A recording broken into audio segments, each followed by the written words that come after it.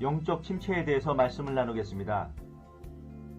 아무리 탁월하게 쓰임을 받는 자들이라도 인생이 한때 어두운 침체의 시기를 경험한다는 사실을 그들이 전개해보면 잘 나타납니다. 루터의 생애만 보아도 그런 경우가 수없이 나타납니다. 그는 환희의 7층천까지 올라가 있는 때도 많았고 반대로 절망의 나락에 떨어질 때도 많았습니다. 그는 임종시에도 심하게 몰아치는 광풍을 겪었고 마치 대단히 지친 어린아이처럼 마지막 숨을 거두었습니다. 어째서 비트의 자녀들이 때때로 캄캄한 어둠 속을 걷게 되는지 한번 살펴보겠습니다. 사람은 세상에서 혼란과 고통을 당하는 게 일종의 숙명입니다. 사람인 이상 환란과 고통 가운데 때때로 어두운 영적 침체의 시기를 통과하게 됩니다. 구속의 경륜 아래에서조차도 연약함을 견뎌내야 하는 것은 너무나도 분명합니다. 그렇지 않다면 성령께서 도우신다는 약속이 주어질 필요가 없습니다. 아무리 의인이라도 이 세상에서 환란이 약속되어 있습니다. 아니, 의인일수록 환란과 핍박을 오히려 더 받는 측면도 반드시 있습니다. 이래저래 사람은 영적 침체를 겪게 됩니다. 믿음이 없으면 없어서 영적으로 실족하거나 파산해서 영적 침체를 겪게 됩니다. 반대로 믿음이 강하면 강할수록 마귀가 주는 환란과 핍박이 커집니다. 모든 때에 그렇지는 않지만 인생의 여정 가운데 그런 때가 반드시 있습니다.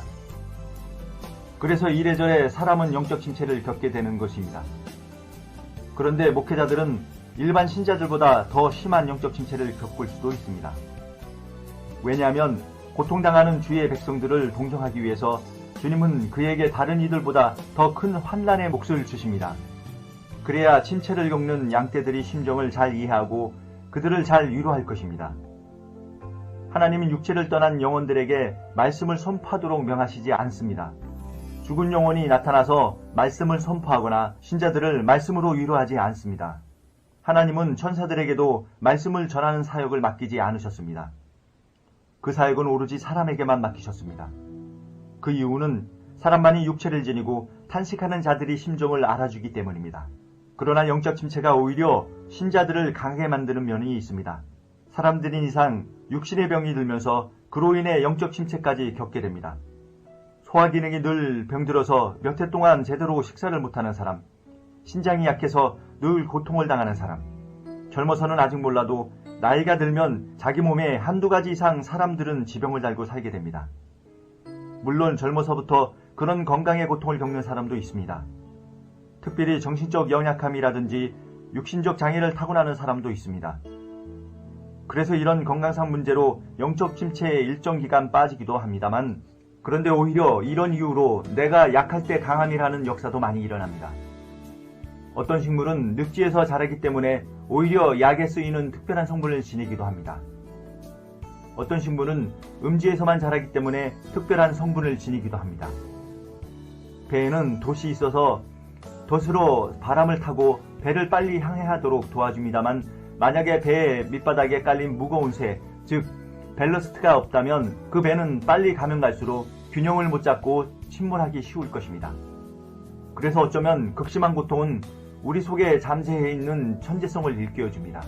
만약 고통이 없었다면 우리는 모두 잠자는 사자처럼 나태해져 버렸을 것입니다. 거기서 무슨 천재성이 발휘되겠습니까? 어쨌거나 고통, 그것으로 인하여 영적 침체를 겪는 일은 힘들고 지치는 일이긴 하지만 어쩌면 그 고통을 통해서 내 속에 감추었던 잠재성, 천재성도 개발될 수 있으니 하나님이 다 알아서 신자에게 적절한 고통당하는 것을 허락하시는 것입니다. 영적 침체 가운데 사역이 이루어지기도 합니다. 예레미야나 요나의 경우가 그 대표적입니다. 예레미야서를 읽어보면 하나님께 대한 한탄, 하소연, 자기 신세 타령, 그 울먹임이 예레미야서의 전반부의 거의 줄거리입니다. 그렇지만 예레미야의 사역이나 이사야의 사역이나 똑같이 소중한 것입니다. 똑같이 다 하나님이 받으시는 사역이었습니다. 어떤 사람은 똑바로 길을 가지만 어떤 사람은 비틀거리며 길을 갈 수도 있습니다. 어떤 사람은 쩔뚝거리지만 계속 길을 갈 수도 있습니다. 그 방향만 올바르다면 비록 오랜 침체 가운데서도 계속 사역의 길을 갈 수 있다는 것입니다. 여러분 보십시오. 시력이 좋았던 라헬과 시력이 좋지 못했던 레아 사이에 시력이 좋지 못해서 우울한 삶을 살았던 레아가 더 많은 족장을 낳았다는 사실을 기억하십시오. 자녀를 술술 잘 낳았던 분인 나보다 자녀를 낳지 못해 하나님 전에 나와 간절히 기도할 수밖에 없었던 한나가 하나님 나라를 위해 더 큰 역사를 이루었던 것도 좋은 예입니다. 혹자는 주님을 슬픔의 사람이었다고 말합니다. 왜냐하면 주님은 나실 때부터 볼품이 없었고 사람들에게 멸시를 받았으며 일평생 고난을 많이 겪으신 분이기 때문입니다. 이사야서 53장 2절에서 3절에 그는 주 앞에서 자라나기를 연한 순 같고 마른 땅에 나온 뿌리 같아서 고운 모양도 없고 풍채도 없은즉 우리가 보기에 흠모할 만한 아름다운 것이 없도다. 그는 멸시받아 사람들에게 버림받았으며 간고를 많이 겪었으며 질고를 아는 자라 마치 사람들이 그에게 얼굴을 가리는 것 같이 멸시를 당하였고 우리도 그를 귀히 여기지 아니하였도다. 더욱이 주님은 애통하는 자가 복이 있다고까지 말씀하셨습니다. 어차피 우리는 질그릇입니다. 우리는 질그릇에 보배를 담고 있지 우리 자체가 무슨 찬란한 보배는 아닙니다. 그 질그릇에 여기저기에 흠이 있는 것이 뭐 그리 큰 대수이겠습니까? 어차피 질그릇인데요. 사역을 진실하게 감당할수록 마귀 공격에 노출되어 침체가 심해지는 측면도 있습니다. 이사야 선지자가 말하는 것을 보십시오. 이사야 53장 1절에 우리가 전할 것은 누가 믿었느냐? 여호와의 팔이 누구에게 나타나느냐? 메시아에 대해서 전했건만 믿는 자가 없다는 것입니다. 하나님의 팔, 즉 능력이 예수께 분명하게 나타났음에도 불구하고 사람들이 믿지 아니했다는 것입니다. 그래서 참 사역자는 침체와 우울을 겪을 수 있습니다. 진리를 전해도 안 믿으니까요. 진리를 전하면 더 뜨거운 반응이 나타나야 되는데 진리를 전할수록 더 냉담한 반응이 나타나는 것입니다. 사람들은 거짓 선지자들을 모두가 칭찬할 수도 있는 것입니다. 누가복음 6장 26절에 모든 사람이 너를 칭찬하면 화가 있도다. 그들이 조상들이 거짓 선지자들에게 이와 같이 하였느니라. 저 18년은 흙으로 구운 사기 인형을 보면 그 속이 텅 비어 있는데 꼭 사역자의 모습을 보는 것 같습니다. 자기 영혼을 다 쏟아부어서 설교를 하고 나면 사역을 하고 나면 마치 속이 텅 빈 것 같은 그런 피로감이 오는 것입니다. 진이 다 빠진 것이죠. 만약 우리가 사도 바울처럼 전력을 다해 쏟아서 사역을 하게 되면 그 친송과 박수가 따라오는 경우도 있겠지만 어쩌면 반대의 반응도 나타납니다. 오히려 바울처럼 어디를 가든지 핍박이 따라오는 것입니다. 최고봉에 오른 사람일수록 외로움은 더 심합니다. 세상에는 높은 지위에 오를수록 인간적 외로움이 커진다고 합니다. 왜냐하면 일반 사병들은 숫자가 많지만 대위, 대령, 장성으로 갈수록 숫자가 희소해집니다. 그러니까 장성급이 되면 더 외로운 것입니다. 자기 주변의 사람들이 잘 모이지 않으니까요. 높다고 다 불편해하고 피해버립니다. 조직적 관계는 형성되겠지만 인간적 관계가 형성되기는 어렵습니다. 마찬가지로 주께서 지도자의 위치로 높이신 사람은 그가 높은 위치에 있는 만큼 외로운 사람이 됩니다. 자기가 외로움을 해소하는 길은 오직 주님밖에 없습니다. 산꼭대기 정상에 홀로 장엄하게 서 있으면 산꼭대기까지 올라오지 못하는 사람들과 자연적으로 거리가 생기는 법입니다. 그런 고독함을 마냥 느끼게 된다면 그것은 오히려 기회가 될 수도 있습니다. 오직 하나님과 더불어서만 이야기 나누는 기회입니다. 물론 주위 다른 최고봉을 만나서 교제하면서 그 외로움을 해소할 수도 있겠지만 먼저는 주님과 교제하는 시간을 더 깊이 가지면서 그 외로움을 해소해야 하는 법입니다. 여러분, 겟세마네 동산의 주님을 보십시오. 홀로 외롭게 기도하시지 않았습니까? 곁에서 제자들이 있기는 했지만 다 잠들고 말았습니다. 한마디로 말하면 영적 수준이 차이였던 것입니다. 영적인 지도자는 외로울 수밖에 없다는 점을 지금 말씀드리는 것입니다. 그때는 주님이 홀로 겟세마네에서 기도하신 것처럼 오직 하나님과 대화로 자기 외로움을 푸는 것입니다. 그래서 주님께서는 제자들을 전도하러 보내실 때 둘씩 짝지어 보내셨습니다. 그것은 사람들의 본질이 어떠한가를 아셨기 때문입니다. 사도 바울은 그를 돕는 짝을 전혀 찾을 수가 없으리라 여겨집니다. 바나바, 실라, 누가, 디모데가 있었지만 히말라야 산맥의 정상과 같은 그 사도에 비하면 바울의 주변 인물들은 주변의 낮은 봉우리에 불과했습니다. 그러므로 혹시 당신이 어떤 분야의 최고봉이라면 그 위치에서 오는 외로움은 그냥 달게 받으십시오. 그리고 같이 교제할 수 있는 다른 최고봉을 찾되 그보다 더 중요한 것은 진짜 최고봉이신 주님과 교제하는 것입니다. 그것이 자기 외로움을 달래고 침체를 극복할 수 있는 가장 최선의 길입니다. 밧줄을 너무 세게 당기면 끊어집니다. 너무 세게 당기지 마십시오. 육체를 너무 혹사시키지 말라는 뜻입니다. 화가는 자기의 붓을 늘 씻습니다. 붓을 아낍니다. 대장장이는 자기 연장을 늘 잘 관리합니다. 나를 수리하고 잘 갈아둡니다. 사냥꾼은 자기의 매나 사냥개를 늘 잘 관리합니다.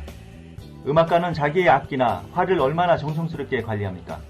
그런데 유독 학자들은, 목회자들은 자기 몸을 소홀히 다루는 것 같습니다. 저는 루칸이 말한 격언을 늘 기억하면서 삽니다. 밧줄을 너무 세게 당기지 마십시오. 그러면 툭 끊어져 버립니다. 목회자들이 어떤 연구에 몰두하다 보면 한자리에서 몇 시간 동안 꼼짝하지 않고 펜을 움직입니다. 그러면 눈, 몸, 다리 등 여러 기관에 무리가 가게 됩니다. 중간중간 쉬면서 연구해야 하는데 전혀 집중을 못해서 문제인 사람들이 많겠지만 일부 사람들은 너무 집중한 가운데 결국 건강에 문제가 생기는 경우가 많습니다. 여러분, 산길을 걷는다고 해서 자기 영혼이 은혜를 받지는 않습니다. 그러나 육체에 신선한 산소를 공급해 주는 것은 분명합니다. 그렇다면 그것은 은혜 다음으로 좋은 것입니다. 밧줄이 끊어져서 오래 일을 못하는 것보다는 밧줄이 끊어질 정도로는 무리해서 당기지 않는 것이 훨씬 더 지혜롭습니다. 영적 침체가 찾아오는 시기가 있습니다. 큰 성공, 업적을 이룬 후에 영적 침체가 쉽게 찾아옵니다. 특별히 그때에 조심해야 합니다. 큰 성공을 이루고 큰 업적을 성취한 후에는 더 기뻐하고 더 즐거워하며 영적으로 더 상승하는 경우도 있겠지만 방심하면 교만해져서 영적으로 침체를 겪게 되기도 합니다. 특히 주님은 우리가 그렇게 승리에 취하여 필요 이상으로 기뻐 날뛰는 것을 그런 교만함의 위험에 빠지도록 버려두시지 않습니다. 엘리야의 경우를 보십시오. 그도 갈멜산에서 큰 업적을 이룬 후에 영적 침체에 빠져버렸습니다. 오죽심했으면 그는 죽기를 갈망할 정도였습니다.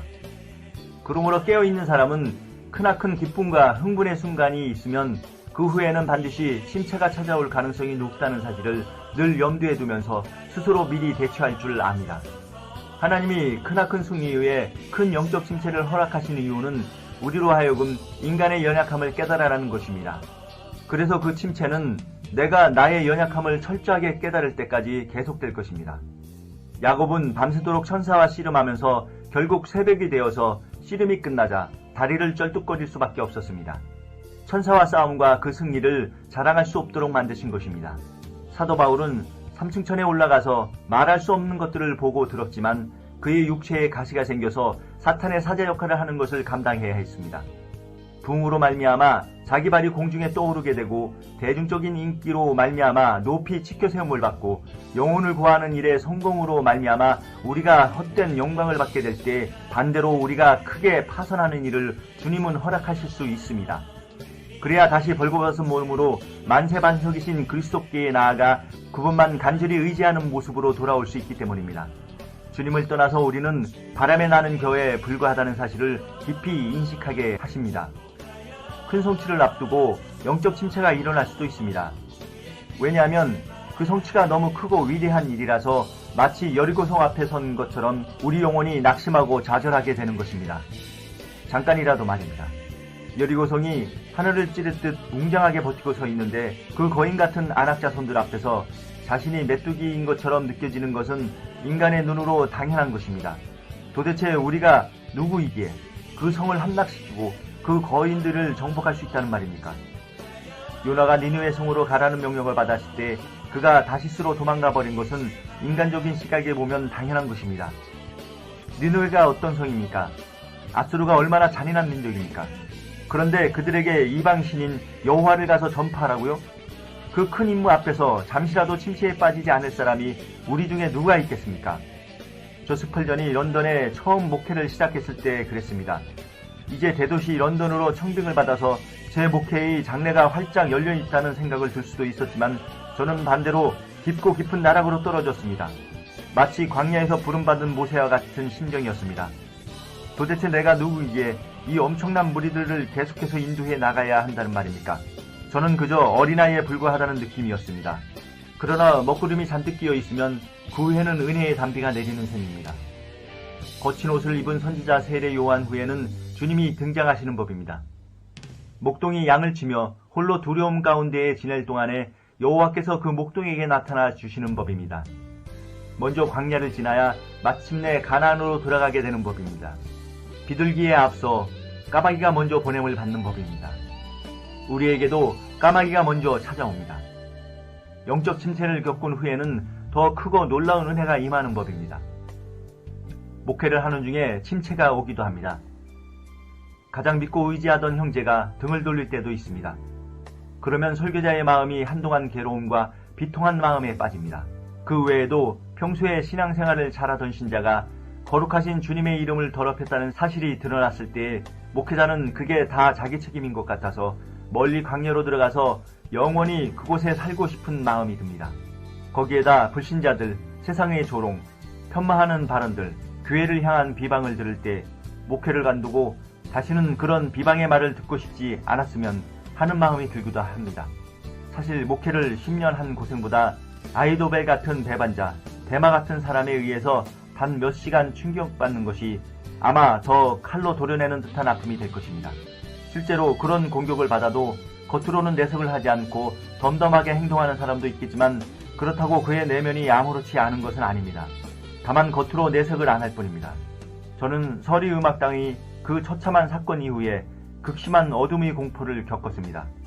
서리 뮤지컬에서 사람들이 많이 몰려 몇 명이 깔려 죽은 압사 사건이 일어난 것을 가리킵니다. 저는 그 당시 엄청난 압박을 받았고 그 처참한 불행의 무게 때문에 한없이 고통을 받았습니다. 소요와 공포, 사람들이 죽어가는 가상의 일들이 밤낮으로 제게 엄습했고 제가 살아있다는 자체가 짐으로 여겨지기까지 했습니다. 그런데 저는 아버지 하나님께 그 예수를 높이시리라는 본문이 제 영혼에 은혜로 다가오는 순간 저는 그 공포의 꿈에서 깨어났습니다. 주의 종들이 이렇게 저렇게 고통을 당하나 예수께서는 여전히 위대하시다는 사실을 저를 일깨워서 이성과 평안을 되찾았습니다. 여러분, 무서운 영적 침체가 닥칠 때 오로지 주님을 바라보시면서 주님의 구원만을 기다리시기 바랍니다. 오직 주님이 공급하시는 은혜로만 침체로부터 구원을 받을 수 있습니다. 아멘.